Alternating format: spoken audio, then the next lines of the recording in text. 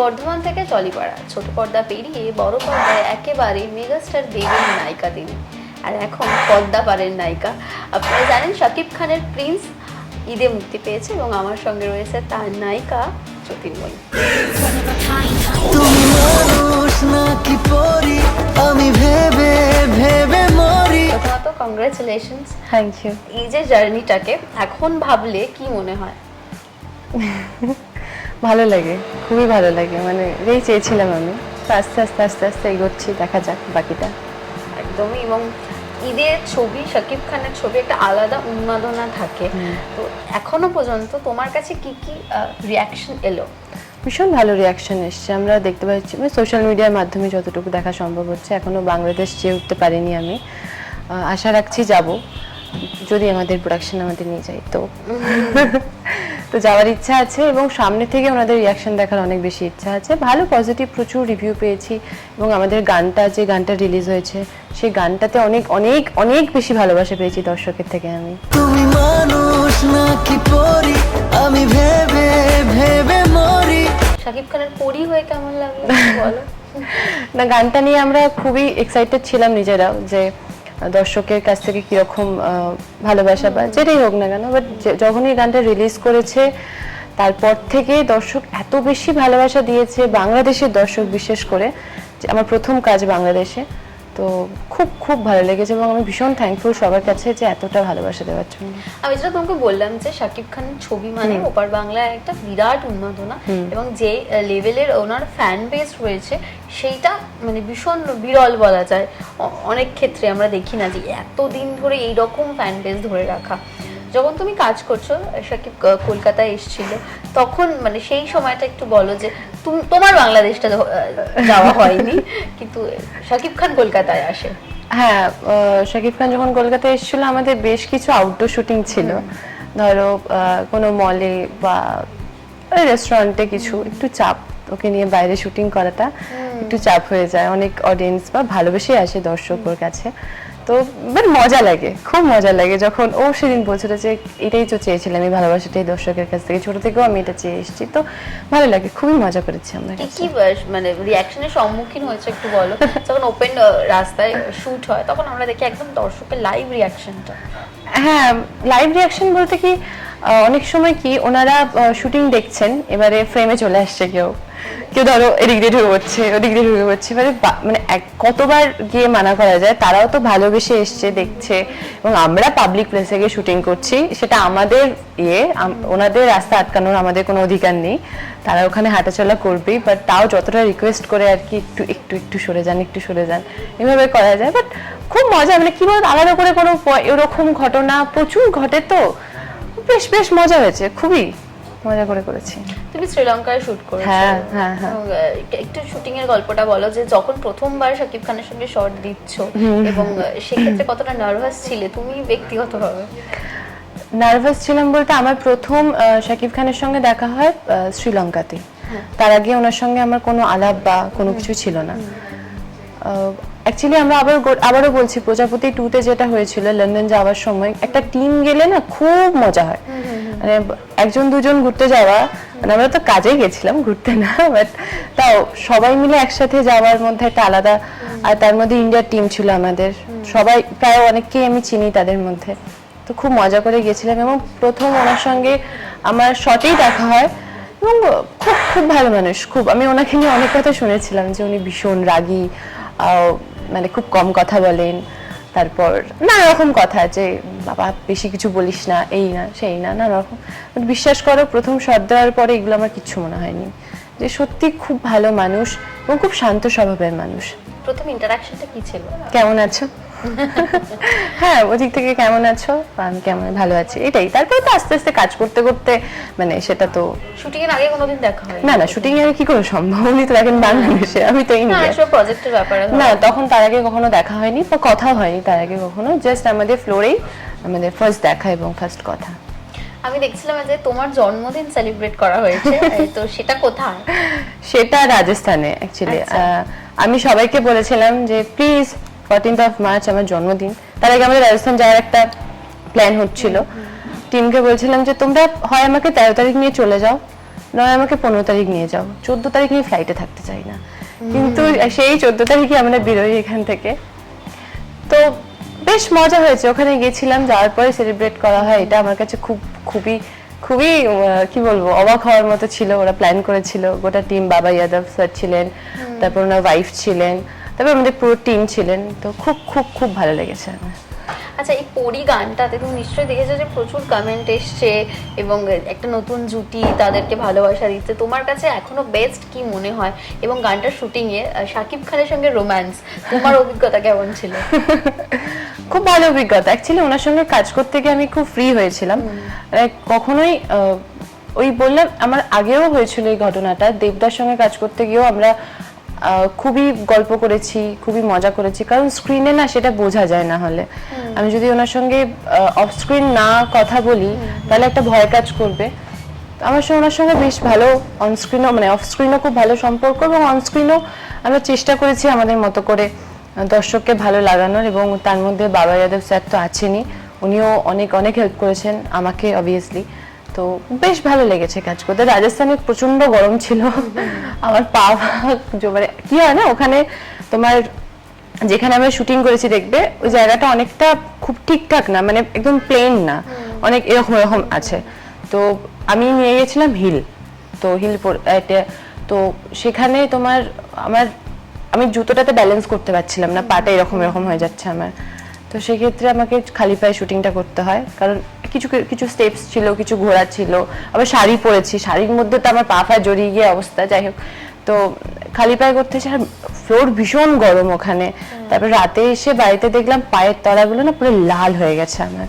তারপরের দিন আবার মরুভূমিতে শুটিং ছিল, তার মধ্যে আবার বালি ঢুকেছে পায়ে, একটা যাচ্ছে তাই অবস্থা পায়ের ছিল।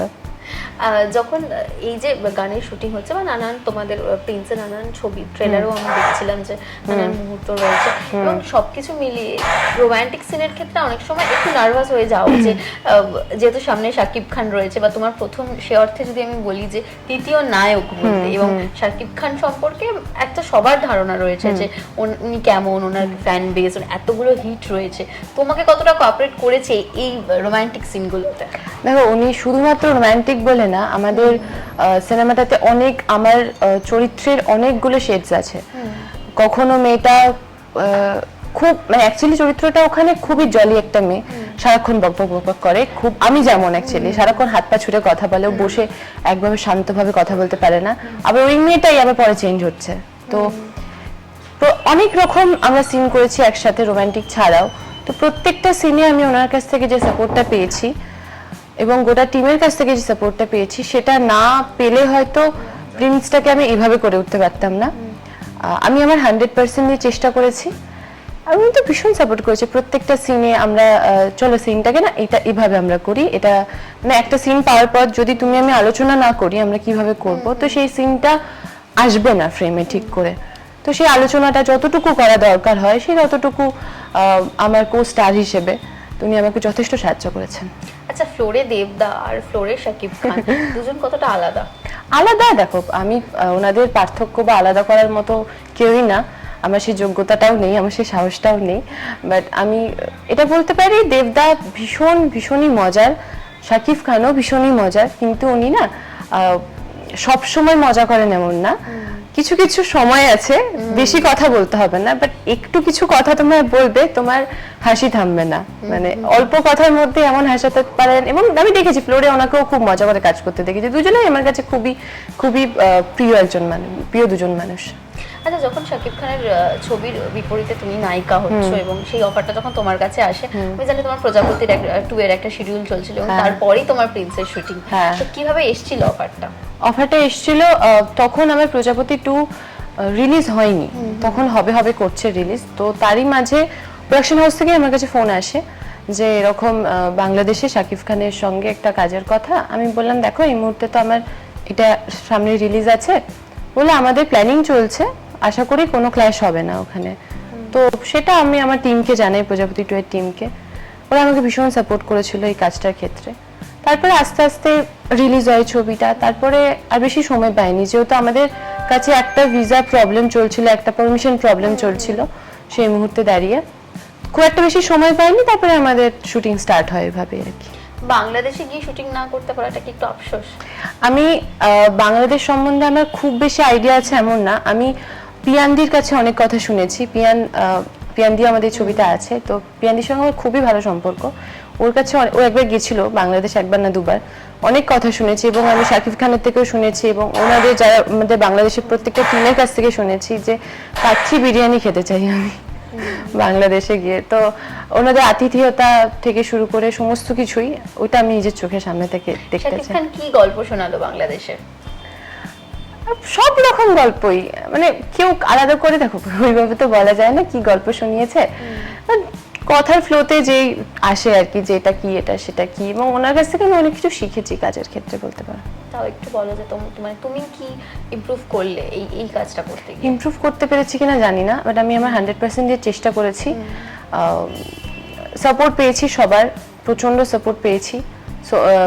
আর চেষ্টা করেছি এটুকুই, মানে অনেক সাহায্য পেয়েছি। ইমপ্রুভ কি বলবো আলাদা করে, কি বলবো, হ্যাঁ যেটা হচ্ছে ওনারা অনেক বড় স্টার, তো ওনাদের সঙ্গে কাজ করতে গেলে একটা তো ভয় থাকে যে কি বলবে না বলবে, আমি সিনটা এভাবে করব, আমি কি সিনটা এভাবে করতে পারি, আচ্ছা যদি ওনার পছন্দ না হয়, হয়তো তুমি একটা সিন অন্যরকম ভাবে ভাবছো, আমি সেই সিনটা অন্যরকম ভাবে ভাবছি, ডিরেক্টর সেই সিনটা অন্যরকম ভাবে ভাবছে, তিনজন তিন রকম ভাবছে, তো সেই তিনজনের মত যদি এক জায়গায় এসে না মেলে তাহলে সিনটা দাঁড়ায় না। তো এবার সেখানে আমার অপোজিটে শাকিব খান, উনি কি ভাবছেন, তো উনি না আমাকে সেই স্পেসটা দিয়েছেন যে তুমি তোমার মতো করে ভাবতে পারো, তারপরে আমরা আলোচনা করে নেব। কখনোই আমি ওনাকে দেখে ভয় পাইনি, একদমই না। ভয় পেলে হয়তো চোখে মুখে আমার সেই এক্সপ্রেশনটা চলে আসতো, আমি হয়তো পারফরমেন্স মানে আমার পারফরমেন্সে কোনো প্রবলেম হতো, আমি চেষ্টা করেছি আমার মতো করে করার। শাকিব খানের যতটা সিনেমার ফ্যান বেস রয়েছে, ঠিক ওনার ব্যক্তিগত জীবন নিয়েও বিশাল একটা চর্চা হয়, সেটা আমরা প্রত্যেকেই জানি। একটা কন্ট্রোভার্সি রয়েছে সবকিছু নিয়ে। এবার তুমি যখন অফারটা পেয়েছিলে কাজ করার আগে, সেই সব কি কোনো সময় একবারও মাথায় এসেছিল যে চর্চায় জড়িয়ে যাওয়া বা কোনো রকম কন্ট্রোভার্সিতে যদি জড়িয়ে যায় ওনার ব্যক্তিগত লাইফ নিয়ে? অ্যাকচুয়ালি কি বলতো, যখন আমি কাজের অফারটা পেয়েছিলাম ওনার সঙ্গে আমার সম্পর্কটা, তখন বসে যেটা ভেবেছিলাম, আমি এত কিছু ভাবিনি, তুমি বললে বলেই বললাম যে প্রফেশনাল, তো মানে ওনার সাথে শুধুই আমি কাজ করতে যাচ্ছি। আমি ওনার প্রথম আমার জীবনের সেকেন্ড ছবি, সেটাও ওনার হাত ধরে, বাংলাদেশে আমার প্রথম ছবি। তো আমার ওনার সঙ্গে কাজের শুধুমাত্র প্রফেশনাল সম্পর্ক, ওনার ব্যক্তিগত লাইফে কি হয়েছে না হয়েছে বা কি হবে না হবে সেটা সম্পূর্ণ ওনার ব্যাপার। সেটা আমারও অনেক ব্যক্তিগত লাইফ আছে, কারো থাকে সামনে, কারো থাকে না, এটাই হচ্ছে ব্যাপার। শাকিব খানের আগে যখন তুমি দেবদার সঙ্গে কাজ করে ফেলেছো, আমাদের মেগা স্টার এপার বাংলায়, তো সেক্ষেত্রে কি কিছুটা বাড়তি সুবিধা হয়েছে বলে মনে হয়? দেখো সেটা আমি অবশ্যই, মানে দেবদার কাছে আমি সারা জীবনই কৃতজ্ঞ থাকবো, কারণ উনি আমাকে প্রথম সুযোগটা দিয়েছেন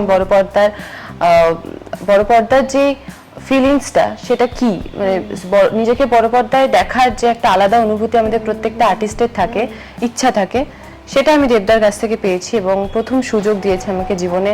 এবং আমি বারবারই বলি ওনাকেও যে তুমি থ্যাংক ইউ তোমাকে, এবং ইন ফিউচার যেন আমি আরো ভালো কাজ করতে পারি। যেরকম তুমি আর ইদিকার কথা আমি যদি বলি, তোমাদের জার্নিটা খানিকটা একই রকমের। ও ছোট পর্দা থেকে শুরু করে এবং প্রথমে দেবদার সঙ্গে হিট জুটি, এখন একদম কিশোরী, তো তারপরে প্রজাপতিতে তোমরা দুজন একসঙ্গে কাজ করো, এবং ইদিকারও ওপার বাংলায় শাকিব খানের সঙ্গে জুটি বেঁধে কাজ, এবং প্রিয়তমা খুব ভালো হিট মানে জুটি হিসেবে। তোমার কাছে কি কতটা চ্যালেঞ্জিং ছিল? না না না, চ্যালেঞ্জিং না, ব্যাপারটা হচ্ছে ওর মতো, ওর সঙ্গে যে ছবিগুলো হয়ে গেছে বা যে ছবিগুলো ওর সঙ্গে আরো জানি না অবশ্যই কাজ হবে সবারই আবার, তো সেগুলো সম্পূর্ণ ওর। এবারে আমার সঙ্গে যে ছবির কথাগুলো হচ্ছে বা যেগুলো আমি করেছি সেগুলো সম্পূর্ণ আমার। ভগবান দুজনকে দুরকম ভাবে বানিয়েছে। তো আমি ইদিকাদিকে ভীষণ পছন্দ করি, ওর পারফরমেন্স আমার এত ভালো লাগে, তোমার মনে হয় যে স্ক্রিনের দিকে তাকিয়ে থাকি, এত ভালো লাগে আমার ওনাকে। তো ওর মতো আমি চেষ্টা করি শুধুমাত্র, আমার না শুধুমাত্র ইদিকাদি বলে না, আমার কাউকে দেখে এই ব্যাপারটা মনে হয় না, কারণ ঈশ্বর আমাকে আলাদা একটা মানুষ বানিয়েছে, আমার একটা আলাদা নিজস্ব সত্তা আছে, আমি সেই সত্তার বাইরে বেরিয়ে আমি না তোমার মতো হতে পারবো না আমি ওর মতো হতে পারবো। তো আমি চেষ্টা করি শুধুমাত্র নিজেরটা যতটুকু পেয়েছি জীবনে বা যতটুকু পাচ্ছি সেটাকে 100% চেষ্টা করার। ইদিকার সঙ্গে কথা হয়েছে শাকিব দিয়ে, ও যেহেতু নায়িকা? না, আমার হয়নি, আপাতত কোনো কথা হয়নি। তোমরা দুজনেই একই ছবিতে কাজ করেছো এবং তার পরবর্তী এবং দুজনের জার্নিও চলছে, কখনো কি মনে হয় প্রতিযোগী? না, ওই যে বললাম না, আমি জীবনের কম্পিটিশনটাই বুঝি না, আমি আয়নার সামনে দাঁড়িয়ে যাকে দেখতে পাই সেই আমার কম্পিটিটর, আর কেউ না। দেখো আমরা সম্প্রতি বাংলাদেশ নিয়ে অনেক রকম কথা চলছে এবং ওখানকার পরিস্থিতি সম্পর্কেও তুমি কতটা এই বিষয়ে আলোচনা করেছিলে কখনো? এই পরিস্থিতি, হ্যাঁ অবশ্যই। এবারে কি বলতো, আমরা তো শিল্পী, আমরা বাংলা ভাষার সিনেমায় কাজ করতে চাই। এবারে সেখানে যদি কোনো বাউন্ডারি এসে গিয়ে থাকে, শিল্পের কোনো বাউন্ডারি হয় তো আমি জানি না, যদি এসে গিয়ে থাকে এবং সেটাকে যদি কাজে লাগাতে হয় তাহলে হয়তো আমাদেরও শিল্পী হিসেবে পরে সেটাকে ভাবতে হবে যে আমরা সেটা, আমার মনে হয় না শিল্পীর কোনো বাউন্ডারি থাকতে পারে। শিল্পকে ভাবতে হবে যে আমি কত দূর এগোবো বা কোথায় কি করব না করব। শিল্প তো সবার জন্য। তো তুমি মা বাবা কতটা খুশি? ভীষণ খুশি। মা বাবা তো মানে আমার থেকে, আমার লাইফে আমার কাজের জন্য আমার বাবা মা সব থেকে বেশি খুশি, মানে আমার থেকেও খুশি ওরা খুব। আচ্ছা, তুমি লন্ডন তারপর শ্রীলঙ্কায় যে শুট করছো, বিদেশে শুট করার, এইটাও খানিকটা স্বপ্নের মতো। সেই সময়গুলোকে কিভাবে এনজয় করো বা উপভোগ করো? সেই সময়গুলো বলতে যখনই লন্ডনেও অনেকগুলো দিন আমরা গিয়ে থেকেছি, শ্রীলঙ্কাতেও অনেকগুলো দিন গিয়ে আমরা থেকেছি। এবারে আমার কি হয়, যখন 3-4 দিন যাই খুব মজা পাই, ঘুরতে এসছি কাজ করছি।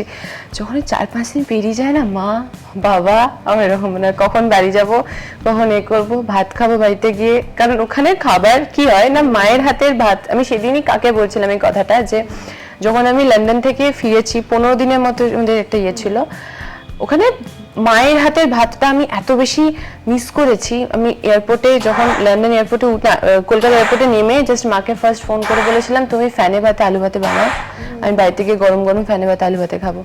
তো সেম শ্রীলঙ্কাতেও তাই হয়েছিল। ওখানে মাকে বলে মা তুমি ভাত বানাও, বাড়ি থেকে ভাত খাবো আমি। ওখানে একটু খাবারের সমস্যা হয়েছিল, ঠিক আছে। মানে ওখানে শুটিং এ যাওয়ার পর আমি 4-5 দিন পেরিয়ে যাওয়ার পরে বাবা মাকে মিস করতে শুরু করি অদ্ভুত ভাবে। শাকিব খান যখন কলকাতা এলো, এই শুটিং এর ফাঁকে একসঙ্গে খাওয়া দাওয়া এগুলো কি হয়েছে? হ্যাঁ, ইফতার চলেছে। ইফতারে প্রচুর খাওয়া দাওয়া করেছি, প্রচুর খাওয়া দাওয়া করেছি। গোটা টিম আমরা একসাথে খেয়েছি, খুব মজা করেছি। তো এই যে অনেকেই শাকিব নিয়ে খুব ইন্টারেস্ট, এবং তা তুমি যদি ইফতারের কথা বলো, অনেকে প্রশ্ন করবে যে শাকিব খান ইফতারে কি খেয়েছি, তো একটু বলো আমাদের। ইফতারে কি খেয়েছে, আমি ফল খেতে দেখেছি,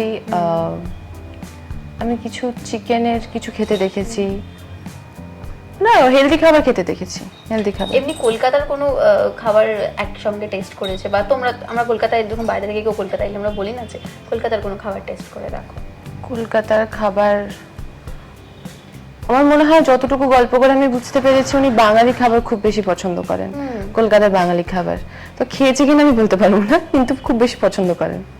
একদমই। এবং যতটুকু আমি যেটা শুরুর দিকে বলছিলাম যে বর্ধমান থেকে টলিউডে আসার এই যে জার্নিটা এখনো যেভাবে চলছে, সুপারস্টারদের সঙ্গে কাজ চলছে, তো একটু বলো যে যখন শুরু করেছিলে তখন এই স্বপ্নটা ছোঁয়ার জন্য কতটা লড়াই ছিল? লড়াই বলতে কি বলতো, আমি এটা চেয়েছিলাম, লড়াই বলবো না, যেটাই করেছি আমি আমার নিজের জন্য করেছি। বর্ধমান থেকে যখন শুরু করেছিলাম, আজও আমি বর্ধমানেই দাঁড়িয়ে আছি, আমি খুব একটা কলকাতায় আসতে পেরেছি এমন না। আমার সেই শিকড়টা ওখানেই গাঁথা আছে, ওটা ওখান থেকে কেউ উপড়াতে পারবে না, আর মন আজও বর্ধমানেতেই পড়ে থাকে। তো হ্যাঁ, মডেলিং করতে শুরু করেছিলাম। এবারে এত না বেশি করে আমি বলতে পারি না, জানো আমি এটা করেছি সেটা করেছি, আমি নিজের জন্য করেছি, যা করেছি আমি আমার স্বপ্নের জন্য করেছি। হ্যাঁ, আসতাম কলকাতায়, রেগুলার আপ ডাউন করতাম। তারপরে সুশান্তদা আমার প্রথম সিরিয়াল বধুয়া, যেটা আমার কাছে সারা জীবন স্পেশাল হয়ে থাকবে, মানে ওটার না আলাদা করে কিছু হয় না, বধুয়াই। তো তারপরে বধুয়ার জন্য কলকাতায় শিফট করি, এবং তারপরে আস্তে আস্তে এটা, এবং ছোট থেকে তো স্বপ্ন ছিল যে আমি নিজেকে পর্দায় দেখবো, বড় পর্দা হোক ছোট পর্দা হোক যেটাই হোক না কেন। তো ঈশ্বর হয়তো আমার সাথে আছেন, বা ঈশ্বরের আগে তো কিছু না, ঈশ্বর ভেবেছেন তার জন্য হয়তো কাজ করছি, বা ঈশ্বর যতদিন ভাববেন বা দর্শক যতদিন ভালোবাসবেন ততদিন কাজ করব। এখন কি পুরোপুরি বড় পর্দায় নাকি ছোট পর্দায় ভালো অপরচুনিটি নিশ্চয়ই করবে? না, অবশ্যই। আমি ছোট পর্দায় আজও বলি যে ছোট পর্দায় আজও কেন, আমি আমার ক্যারিয়ারের শেষ মুহূর্ত পর্যন্ত বলবো যে ছোট পর্দায় যখনই কোনো ভালো কাজের অফার আসবে আমি অবশ্যই কাজটা করব। কারণ আমার শুরু ওই মানে সিরিয়াল দিয়ে, তো দর্শকের ঘরে ঘরে এত বেশি পৌঁছানো যায়, এত ঘরের মেয়ে হয়ে ওঠা যায়, যে ভালোবাসাটা আমরা ইভেন্টে গিয়ে পাই, মানে প্রত্যেকটা ইভেন্টে গিয়ে পাই, সেটা না একদম মানে ওর মধ্যে নিঃস্বার্থ ভালোবাসা থাকে। অত মানুষ রাত্রিবেলা বসে কত রাতে ইভেন্ট হয়, বসে থাকে শুধু ঠান্ডার মধ্যে চাদর নিয়ে বসে থাকে। তো এটা তো আমি সিরিয়াল থেকে মানে অবশ্যই এটা আমি সিরিয়ালকে কখনো ভুলতে পারবো না। আজও ভালো কোনো কাজের অফার আসলে, ভালো চরিত্র পেলে আমি নিশ্চয়ই ব্যাক করবো আবারও। এই যে তুমি যেটা বলছিলাম যে এই যে একটার পর একটা কাজ আসা এবং বড় পর্দার সুযোগ আসা, এই সুযোগগুলো যখন পরপর আসে এবার এর পরে কি হবে সেটা নিয়েও কতটা ভাবনা থাকে তোমার? এটা তো জীবনে একটা পার্ট, যে হয়ে গেলে এরপরে কি থাকবে। আমি আমার বাবা যেটা বলে যে ঠিক আছে জীবন তো আজ থাকবে বা থাকবে না। আমি না খুব বেশি ঈশ্বরে বিশ্বাসী, কারণ আমি অত ভেবে জীবনে কিছু কোনোদিন করতে পারিনি। যত ভেবেছি আমি দেখেছি আমারই সেই হতাশা এসছে। সবটা একটা টাইম লিমিটে সেট করা থাকে যে তোমার এটা তুমি এটা এখন পাবে, তুমি যতই ভেবে চিনতে যাই করে নাও না কেন তুমি সময়ের আগে সেটা পাবে না। তো আমি মনে হয় না ভেবে কোনো লাভ আছে। উপরে একজন আছে যে সবসময় আমার প্রত্যেকটা পদক্ষেপ দেখছে আমি কি করছি না করছি, সে আমার জন্য কিছু না কিছু ঠিক করে রেখেছে, আমি পেয়ে যাবো। একদমই। তো পর্দায় তো আমরা নায়ক স্টারদের সাথে প্রেম দেখলাম, রোমান্টিক মুহূর্ত দেখলাম। হ্যাঁ তুমি ঢুকছো, হ্যাঁ তুমি ঢুকছো। না আপাতত নেই, তুমি সিঙ্গেল? হ্যাঁ আপাতত। প্রপোজাল নিশ্চয়ই আসছে? না না আপাতত আমি কাজে থাকতে চাইছি, এবং ভালোবাসাটা তো একটা অনেক বড় রেসপন্সিবিলিটি, অনেক ছোট, মানে এইভাবে আজ আছি কাল নেই এভাবে হবে না। আমি যাকে ভালোবাসি আমি তাকেই বিয়ে করবো। প্রজাপতি টিম থেকে শুভেচ্ছা বার্তা পেয়েছো? প্রচুর প্রচুর প্রচুর। অতনুদা, অভিজিৎদা, প্রত্যেকের কাছ থেকে আমি অনেক অনেক অনেক ভালোবাসা পেয়েছি, অনেক শুভেচ্ছা পেয়েছি। এবং ওনারাই তো আমার মানে কি বলবো, প্রথম বড় পর্দার কাজে অভিজিৎদা আমাকে যে সাপোর্টটা করেছে গো, মানে আমি বোঝাতে পারবো না। লন্ডনে যাওয়ার পরে কোন সিন কিভাবে, কারণ বড় পর্দা এক্সপিরিয়েন্সটা একটু অন্যরকম হয়, তো সেখানে দাঁড়িয়ে এত সাপোর্ট করেছে। এবং অতনুদা না পুরো মেয়ের মতো আমাকে ভালোবাসে, কখন কি দরকার না দরকার লন্ডনে, মানে প্রচুর ভালোবাসা পেয়েছি আমি ওনাদের কাছ থেকে। প্রজাপতির টিমকে আমি কোনোদিন ভুলতে পারবো না। একদমই। তুমি এক্ষুনি আমি যেটা বলছিলে যে প্রিন্সের একটা রিয়াকশন তোমার কাছে এসছে, তো সেটা যদি বলো যে কিরকম রিয়াকশন এসছে তোমার কাছে। আমি একটু আগে সকালে দেখছিলাম যে একটা ভিডিও, যেখানে একজন বয়স্ক মানুষ তিনি ক্যামেরার সামনে দাঁড়িয়ে বলছেন যে আমি কিছু জানি না, আমি শুধু শাকিব খানকে দেখতে এসেছিলাম, আমার দেখা হয়ে গেছে, আমি বাড়ি চলে যাচ্ছি। খুব মিষ্টি লেগেছে ওটা, খুব মিষ্টি লেগেছে। এবং আমি দেখলাম অত বয়স্ক একজন মানুষ, উনি সিনেমা দেখতে এসছেন, খুব ভালো লাগছে। এখনো 4 থেকে 80 সবাই মানে এই বাংলা সিনেমার দর্শক, এখনো খুব ভালো লাগে। এটা একটা ভাষারও তো মডুলেশন করতে হয়েছে। হ্যাঁ হয়েছে, আমাকে আর বলো না ভাষাটা বলতে তুমি আমায়। বাবা আমি পুরো ঘটি, বুঝলে। আমার মানে এই টানটাই নেই আমার বাড়িতে, কোথাও কারোর কাছে শুনিনি। আবার কেউ যদি এই ভাষায় কথা বলে আমি খুব একটা বুঝতে পারতাম না। তারপর ওই অ্যাকসেন্টটা ধরা, সেটা আমাদের ডিরেক্টর থেকে শুরু করে সবাই আমাকে ভীষণ সাপোর্ট করেছে। এবং কি ওনাদের সঙ্গে থাকতে থাকতে ওনাদের ভাষাটাকে আমি যখনই কেউ কথা বলতাম আমি না হা করে শুনতাম যে আচ্ছা এইটাকে এভাবে বললো। খুব শক্ত এমন কোনো বিষয় না, হয়তো আমি অভ্যস্ত নই বলে আমার মনে হচ্ছিল, বাট আমি এখন তো চেষ্টা করেছি ডাবিং এ। শিখে গেছো তো, একটু মাঝে মাঝে বলে ফেলছো? আমি সেদিনই কাউকে কি এটা বলেছি, সবাই তাকিয়েছে আমার দিকে, আলাম না না না না ঠিক আছে। মানে ওই রেশে থাকলে কি সবাই ধরো ওইভাবে কথা বলছে, আমি ওনাদের কাছ থেকে সাথে থাকলে অনেক বেশি শেখা যায়। আমাকে যদি প্রিন্স থেকে একটা ডায়লগ শোনো যেটা তোমার চরিত্রের। আমার চরিত্রের একটা রোমান্টিক ডায়লগ আছে আমার ওখানে, খুব মিষ্টি ডায়লগটা, খুব ছোট আর সুন্দর না, বলবা অনেক সুন্দর। Thank you. আমাদের সঙ্গে এতক্ষণ জ্যোতির্ময় ছিল। শাকিব খানের নতুন ছবি প্রিন্স নিয়ে কথা বলছিলাম আমরা, এবং দারুণ অভিজ্ঞতা। তো কি বলবে শেষে তোমার দুই বাংলার দর্শককে? প্রজাপতি 2-তে আমি যা ভালোবাসা পেয়েছি দর্শকের কাছ থেকে, এবং এখনো আমাদের ছবি জি5 এ রিসেন্টলি আমাদের ছবি আসছে, তো অসংখ্য ধন্যবাদ আমাকে এত এত এত ভালোবাসা দেওয়ার জন্য। এবং প্রিন্সের বাংলাদেশের দর্শককেও বলবো যে আপনারা এখনো পর্যন্ত যা রিভিউ পেয়েছি আমি, আপনারা অনেক অনেক ভালোবাসা দিয়েছেন। তো দুই বাংলার দর্শককে অসংখ্য ধন্যবাদ আমাকে এতটা ভালোবাসার জন্য। এবং আমি চাইবো ইন ফিউচার আমি আপনাদের ভালোবাসায় যদি কাজ করতে পারি, তো আপনারা আমাকে এইরকমই ভালোবাসা দিতে থাকবেন। টলিউডের latest update, gossip and entertainment পেতে সাবস্ক্রাইব করুন শুধুমাত্র সিটি সিনেমা, আর ফলো করুন সিটি সিনেমার Instagram, Facebook, Twitter and ShareChat page.